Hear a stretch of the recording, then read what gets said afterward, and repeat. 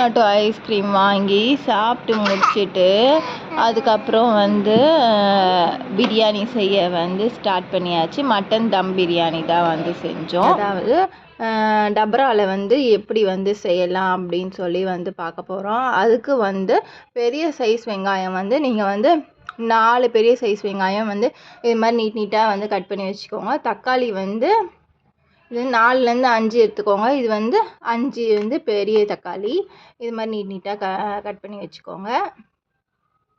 குக்கரில் வந்து ஒரு 4 டேபிள் ஸ்பூன் எண்ணெய் வந்து ஊற்றிக்கோங்க. நெய் வந்து ஒரு 2 டேபிள் ஸ்பூன் வந்து ஆட் பண்ணிக்கோங்க. எண்ணெய் வந்து காஞ்சோடனே நம்ம வச்சுருக்க இது என்னது பட்டை, அப்புறம் கிராம்பு, ஏலக்காய், அப்புறம் வந்து லவங்கம் எல்லாமே ஆட் பண்ணிக்கலாம். கசகசா எல்லாமே.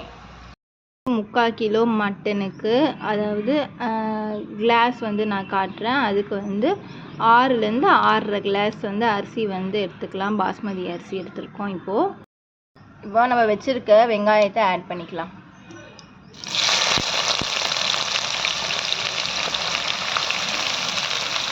வெங்காயம் வந்து அரியும் போது வந்து கொஞ்சம் வந்து ஒட்டின்னு இருக்கும். நீங்கள் போடும் போது நல்லா வந்து கொஞ்சம் வந்து பிரித்து வந்து போடுங்க. அப்போ வந்து சீக்கிரமாக வதங்கும்.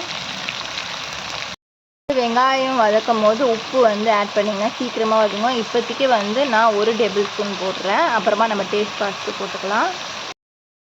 வந்து வதக்குறோமோ அவ்வளோ வந்து உங்களுக்கு பிரியாணி டேஸ்ட்டாக இருக்கும். இப்போ வந்து நாங்கள் குக்கரில் வந்து அதாவது வெங்காயம், தக்காளி, இஞ்சி பூண்டு பேஸ்ட்டு, அப்புறமா அதுக்கு ஏற்ற மசாலா அதாவது மிளகாத்தூள் அது மாதிரி மசாலா வந்து கறியோடு சேர்த்து வேக வைக்க போகிறோம். அதனால வந்து ஃபஸ்ட்டு வந்து குக்கரில் வந்து இதெல்லாம் வதக்கிட்டு கறியை வேக வச்சு அதுக்கப்புறமா நம்ம டம் போட்டு பிரியாணி செய்ய வேண்டியதான்.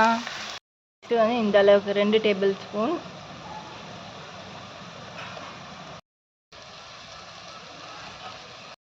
கொத்தமல்லி வந்து ஒரு கைப்பிடி எடுத்துக்கோங்க. புதினா கொத்தமல்லியை வந்து இதில் ஆட் பண்ணிக்கலாம். தக்காளியை வந்து ஆட் பண்ணிக்கலாம். ஸ்பூனில் வந்து 4.5 ஸ்பூன் வந்து மிளகாத்தூள் வந்து போட்டாச்சு. இது வந்து சூப்பு ஸ்பூனு. 7 கிளாஸ் வந்து பாஸ்மதி அரிசி. இதில் வந்து ஒரு 2 ஸ்பூன்லேருந்து 3 ஸ்பூன் வந்து தயிர் ஆட் பண்ணிக்கோங்க. இது வந்து ஒரு ஃப்ளேவருக்கு தான். நீங்கள் பண்ணாலும் பண்ணலாம், இல்லைனாலும் அப்படி செய்யலாம். 1 ஸ்பூனு. இந்த கிளாஸில் வந்து நாங்கள் அரிசி எடுக்கிறோம். 7 கிளாஸ் அரிசி. இப்போ வந்து கறி வேகத்துக்காக வந்து இதில் வந்து பாதியாக நீங்கள் பிரிச்சுக்கோங்க.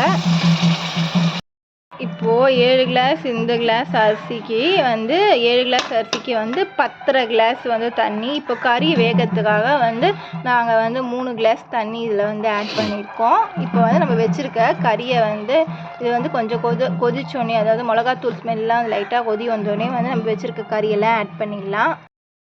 கறியை இதில் ஆட் பண்ணிக்கலாம். அது தண்ணி இருக்கு. கறி வந்து வேகட்டும். இப்போ நம்ம குக்கரை வந்து மூடிடலாம். வந்து க்ளோஸ் பண்ணியாச்சு. மட்டன் வந்து இது வந்து நாங்கள் வந்து ஒரு 5 விசில் வந்து விடுவோம். 5லேருந்து 6 வந்து ஓகேவாக இருக்கும். இப்போ வந்து ஃபுல் ஃப்ளேம்லேயே வந்து ஒரு 5 விசில் வரட்டும். வந்து நல்லா கொதிச்சோடனே வந்து அரிசி போட வேண்டியதான். இப்போ வந்து தண்ணி வந்து தட்டு போட்டு மூடிடலாம். வந்து நல்லா கொதிக்க ஆரம்பிச்சிச்சு. இப்போ வச்சுருக்க அரிசியை இதில் ஆட் பண்ணிக்கலாம். அப்புறமா வந்து நம்ம வச்சுருக்க வந்து அதாவது கறி தண்ணி வேக வச்ச கறி தண்ணியோட அந்த மசாலா எல்லாமே ஆட் பண்ணி வந்து தட்டு போட்டு ஒரு வெயிட் பொருள் வந்து அது மேலே எதுனா வச்சு வந்து ஒரு 15 நிமிஷம் வந்து அந்த அரிசியோட வந்து அந்த மசாலா தண்ணியை சேர்த்து வந்து வேகட்டும் அப்படின்னு சொல்லி வந்து அப்படியே வந்து தட்டு போட்டு வந்து மூடி வைக்க வேண்டியதான்.